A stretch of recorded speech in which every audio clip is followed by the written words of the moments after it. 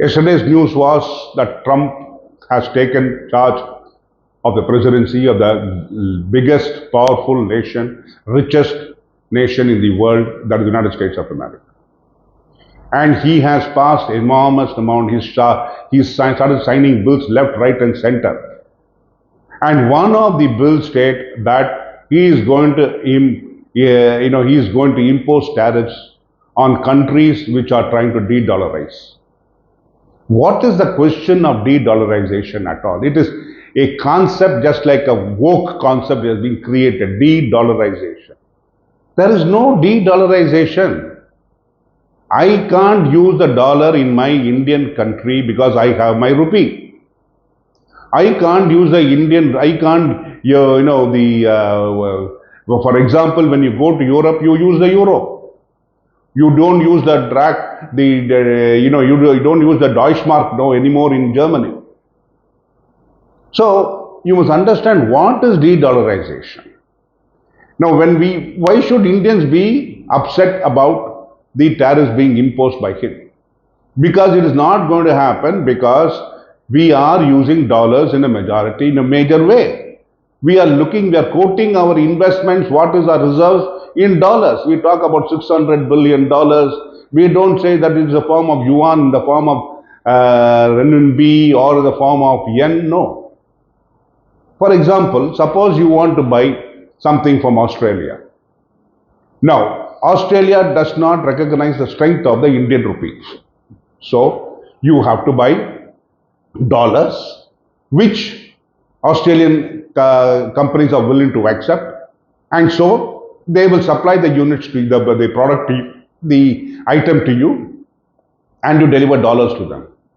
But suppose you go to a place like Mauritius, you go to Malaysia, you go to Singapore, you go to Middle East, where they feel that they have confidence in the Indian economy. They say, yes, India is going to become the third largest economy by the end of 2025, and therefore we have confidence in the Indian rupee. So he is willing to accept Indian rupees in trade. I go to Dubai and buy gold. If Dubai looks at the Indian rupee as a strong currency, it is willing to accept Indian rupees. It is not de-dollarization. Please understand, it is not de-dollarization, or it is not de-realing, it is not de-yenning. No, it has nothing to do with DDD. It is a question of how far people are perceiving a particular currency for use. Today, it was known as a petrodollar. Today, Saudi Arabia has said, okay, you can buy oil in any currency that you want, but we are looking at strongly at the yuan, because China's economy is very, very powerful today, and it is the second largest economy in the world. So people are willing to look at strongly that there is a strong economy, and China is able to deliver its goods, and hence it says that people say, okay, we are willing to accept yuan. So what can India do? If there is if the trade between India and China is there, it is there continuously, and we feel that buying yuan instead of dollars and buying oil, which is using the yuan to buy oil in Saudi Arabia, is acceptable to Saudi Arabia. Why should I buy dollars? I buy yuan, give it to Saudi, Saudi supply me oil, the deal is done. Where is the question of de-dollarization? Suppose I go to Sweden, or say, let us take an example. I am going to US to buy oil. The US is going, because he said dig. Now he is going to drill, and he is going to drill and produce oil and gas and use that to boost up the American economy. When I go there, he would like to use dollars to supply me oil. So I have to buy dollars.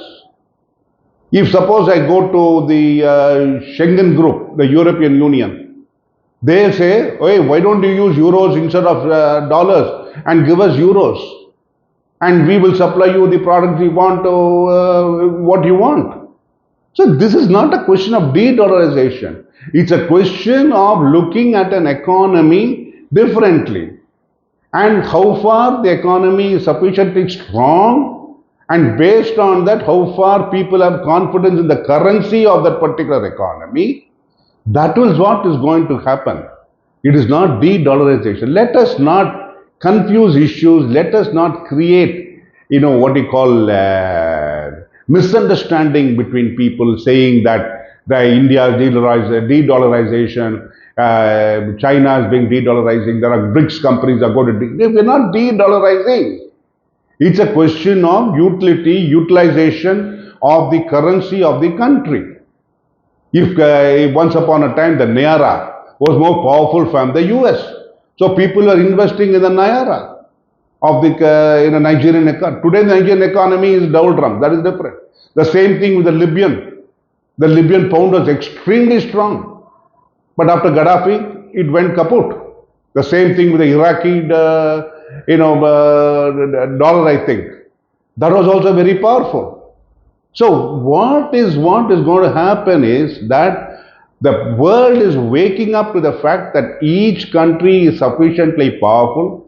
Each country wants to grow, not at the expense of others, but it wants to grow and become a part of the world economy. And that is what we are looking at currently. That is what BRICS are looking at currently. Okay, let us spread our wings. Let us look at the global economy so that there will not be any, for example, if you say what the West has done to Russia, it is in a way you call it bullying.